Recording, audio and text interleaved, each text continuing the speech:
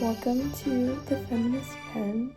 On the Feminist Pen, I talk about important female authors that have paved the way for female voices in literature, and we can't do that without talking about the Brontë sisters. In honor of it being Spooky Month and Halloween, we have to talk about the mothers of Gothic books. Of course, the Brontë sisters. If I am looking to the side, I am just looking at my notes.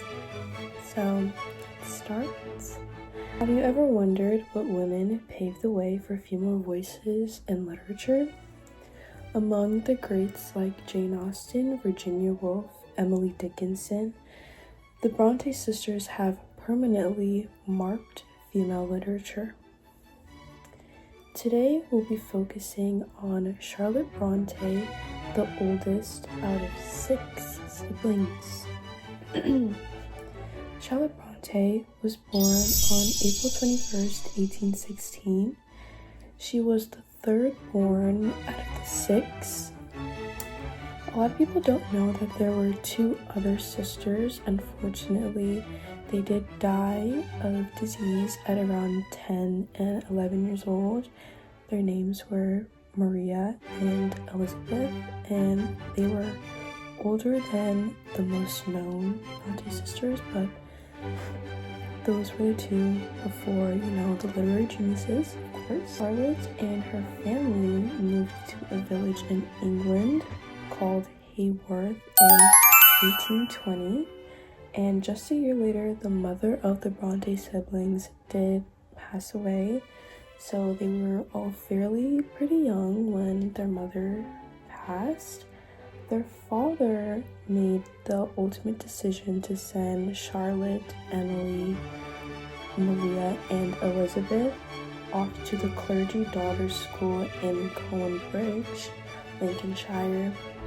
As mentioned before, Maria and Elizabeth did pass away while they were abroad at school, and this did unfortunately serve as inspiration for Charlotte Brontë's very famous book that I am currently reading, Jane Eyre.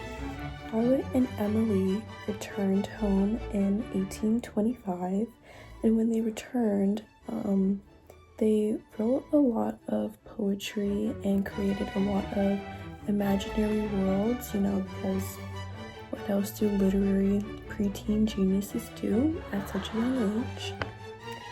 Later, at around 1831, Charlotte was sent to Miss Wooler's school at Roe Head for only 1 year and returned in 1835 to begin teaching once again. By 1839, Charlotte decided to stop teaching and to take up the position as governess, which she did miserably maintain for the next 2 years.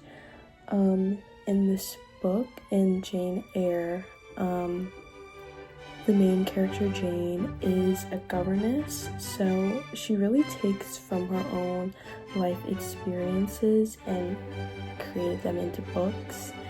So, due to poor experiences she had as a governess, Charlotte decided to travel to Brussels with her sister Emily to work in a boarding school.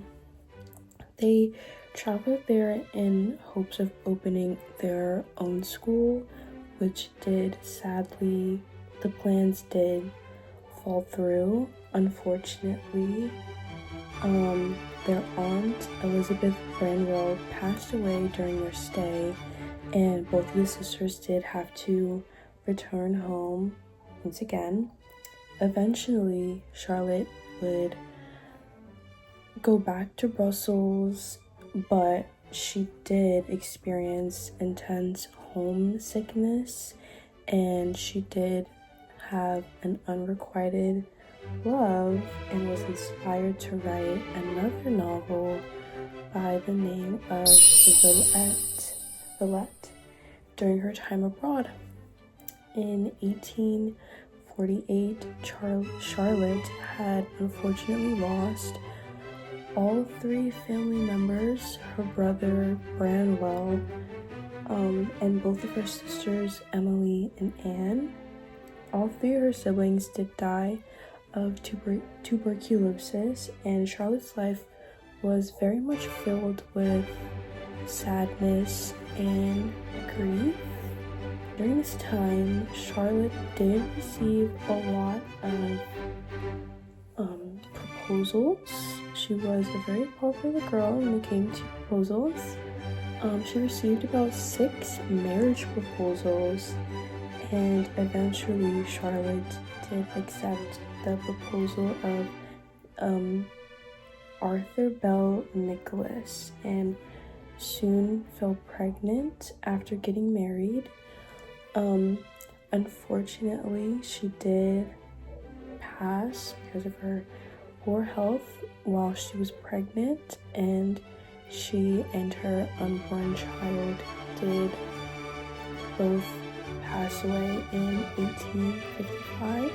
Getting more into the book, the Brontë sisters are very much known for their Gothic elements when it came to writing. This book does count as a feminist novel because Jane is a very independent woman for her time. She's got a job, and she really takes pride in being independent and finding her own way in life. Now, this is Gothic and has Gothic themes because it does have a little bit of mystery with the side of romance as well.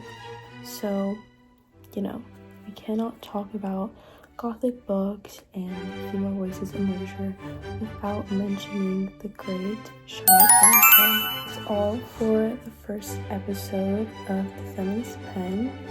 I hope you enjoyed, and there will be more to come. Thank you.